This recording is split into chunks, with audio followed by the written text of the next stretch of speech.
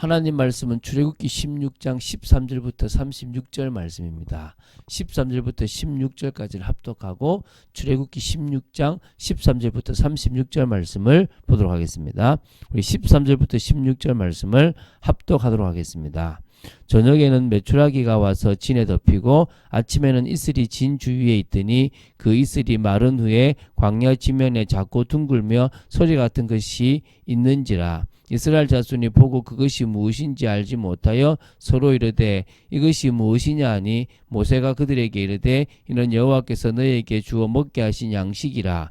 여호와께서 이같이 명령하시기를 너희 각 사람은 먹을 만큼만 이것을 거둘지니 곧 너희 사람 수요대로 한 사람의 한 오멜씩 거두되 각 사람이 그의 장막에 있는 자들을 위하여 거둘지니라 하셨느니라. 아멘. 참 하나님이 먹이시는 방법이 참 특이한데요.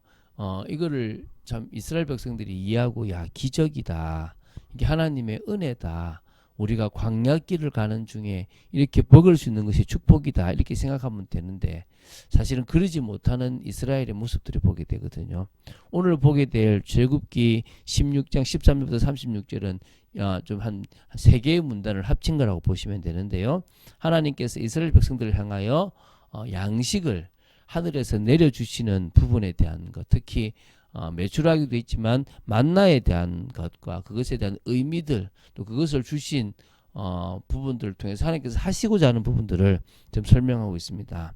하나님께서는 메추라기와 만나를 내리사 이스라엘 백성들의 굶주림을 해결해 주신 것이라고 보시면 됩니다. 이후로 이스라엘 백성들은 그들이 가나안에 들어가 곡식을 거두는 날까지 하늘로부터 내려온 만나를 먹게 되었습니다. 여기서 만나는 오늘날 성도들의 생명의 양식이 되는 예수 그리스도를 예표한다고 보시면 됩니다.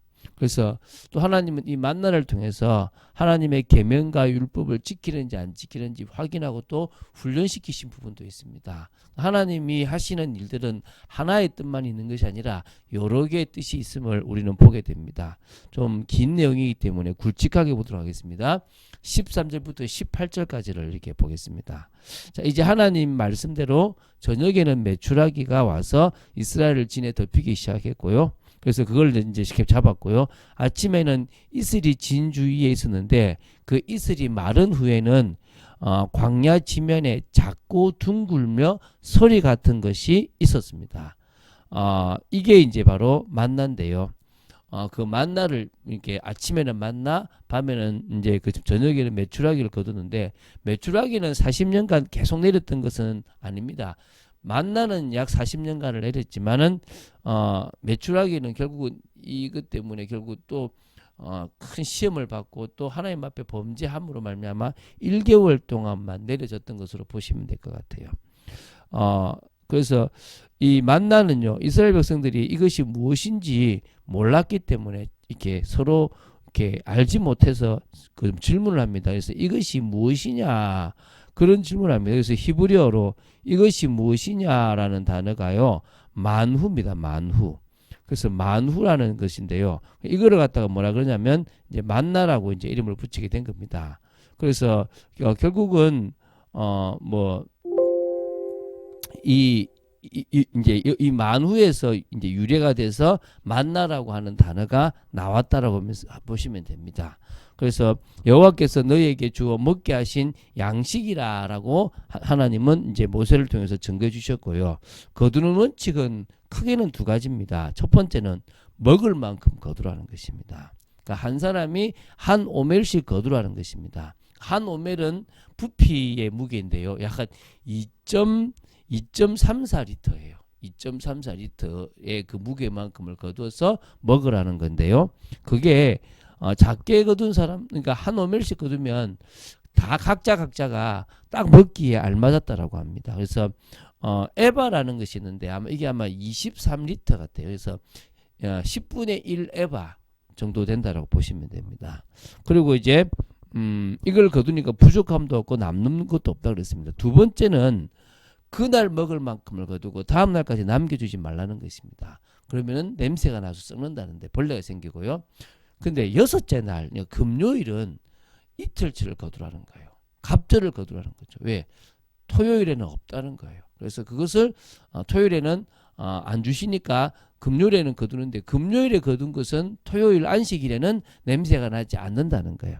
그것도 희한하죠. 아마 그걸 뭐 요리를 해서 그런지 모르지만 어쨌든 냄새가 나지 않게 하셨다는 것입니다. 근데 다른 날에는 냄새가 난다는 겁니다. 어떻게 하든지 간에. 자, 19절부터 이제 30절까지를 보겠습니다. 좀 길죠. 자, 그런데 이스라엘 백성들은요, 이 하나님의 말씀에 순종하지 않았습니다. 하나님의 말씀을 듣지 않았던 것이죠. 자신의 생각대로 하는 것입니다. 그러니까 아침까지 남겨두지 말라고 했는데 좀 뭐 내일 먹자 싶어서 아침까지 남겨두는 경우가 있다는 겁니다. 그러니까 영락없이 말씀대로 벌레가 생기고 냄새가 난 거죠. 당연히 모세가 그래 하지 말라고 하지 않았냐라고 이야기를 하는 거죠. 근데 이 만나는요, 햇볕이 뜨겁게 쬐면요 딱 쓰러져 사라져 버려요. 그러니까 새벽에 이슬이 내려서 아침에 있고 그것을 따고 햇빛이 딱 비치는 순간부터 사라져 버리는 거예요. 어쩌면 새벽에 나가야 되는 거예요. 이런 걸 볼 때 새벽 기도를 시작하신 분이 이 구약의 하나님이 아닐까. 새벽에 나가서 그날 먹을 양식을 따라는 거잖아요. 여러분, 이 새벽에 여러분이 지금 새벽을 깨우잖아요. 이때가 가장 은혜 받기 좋습니다. 해 뜨고 나면 바빠집니다. 그렇지 않습니까? 딱 이런 의미가 좀 있는 것 같아요. 그리고 이제 여섯째 날에는 각 사람이 갑절의 식물, 즉 한 사람이 2오멜씩을 거두라고 한 겁니다. 일곱째 날은 안식일이기 때문에 가면은 없다는 것입니다. 내리지 않는다는 거죠. 희한하잖아요. 그죠? 말씀을 지키는 사람은 거룩한 안식일이기 때문에 그때는 구울 것은 굽고 삶을 것은 삶고 그 나머지는 다 자신을 위하여 아침까지 간수하라는데 간수하여도 냄새가 나지 않고 벌레가 생기지 않을 거라고 하는 거예요. 자, 생각해 보세요. 비가 오는 날은 냄새가 안 난다. 뭐 이럴 거라. 아니면 햇볕이 찌는 날은 냄새가 안 난다. 이게 아니라 요일에 따라서 냄새가 나기도 하고 안 나기도 하는 거예요. 월요일부터 해서 목요일까지 땄던 것은 그 다음 날이 됐을 때는 다 냄새가 나는 거예요. 근데 희한한 거는 금요일에 딴 거는 그 다음 날 토요일에 안식일에 냄새가 안 나요. 이거 말이 됩니까? 근데 그렇게 훈련을 시킨 거예요. 그러니까 꼭 또 이것을요, 뭐 하는 겁니까? 꼭 어깁니다. 안 지킵니다. 당연히 야 어제 있었는데 오늘도 있겠지. 나가봅니다. 그 없어서 굶습니다. 여호와 하나님이 이제 화를 냅니다. 어느 때까지 너희가 내 계명과 내 율례를 지키지 아니하려느냐 볼지어다. 이게 28절 29절이거든요. 여호와가 너희에게 안식을 주므로 여섯째 날에는 이틀 양식을 너희에게 주는 것이니 너희는 각기 처소에 있고 일곱째 날에는 아무도 그의 처소에서 나오지 말지니라. 그러니까 일하지 말라고 이거를요 철저히 훈련시킨 겁니다. 일하지 않는 게 중요한 게 아니라 뭐 하는 거죠? 하나님을 온전히 바라보고 은혜를 받으라는 거예요. 그 말은 일을 안 하도록 통제시키는 것이 아니라 왜 그날까지 일해서 너희들의 몸을 축내고 너희들의 인생을 망치느냐 이거예요. 하나님을 바라보고 은혜 받으면 그 다음 일은 하나님이 책임지겠다는 거예요. 근데 그 유대인들은 어떻게 합니까? 안식일을 그렇게 지키고 있어요. 근데 그 안식일을 그렇게 지킨다는 게 그냥 안식 일 안 하는 거야. 하나님은 안 바라보고. 이것도 문제잖아요. 그죠? 하나님께서 제정하신 의미를 알면 되는데 그 의미를 모르면 실패하는 겁니다.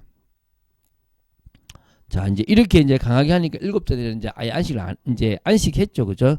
이제 껍데기만 남는 거죠. 그래서 우리가 온전히 하나님을 섬기면 될 줄로 믿습니다. 좀 기니까 빨리 마치겠습니다. 자, 31절부터 36절 말씀입니다. 이제 만나에 대한 설명을 하고 있습니다. 그리고 이것을 대대로 보존하라고 했습니다. 가시 같고 희고 맛은 꿀 섞은 과자 같았다고 합니다. 이거를 이제 굽거나 이렇게 삶거나 이렇게 해서 먹었다는데요. 이것을 오멜에 채워서 너희의 대대 후손을 위하여 간수하라. 이는 내가 너희를 애굽 땅에서 인도하여 낼 때에 광야에서 너희에게 먹인 양식을 그들에게 보이기 위함이니라. 이거 먹었다라고 보이라는 거예요.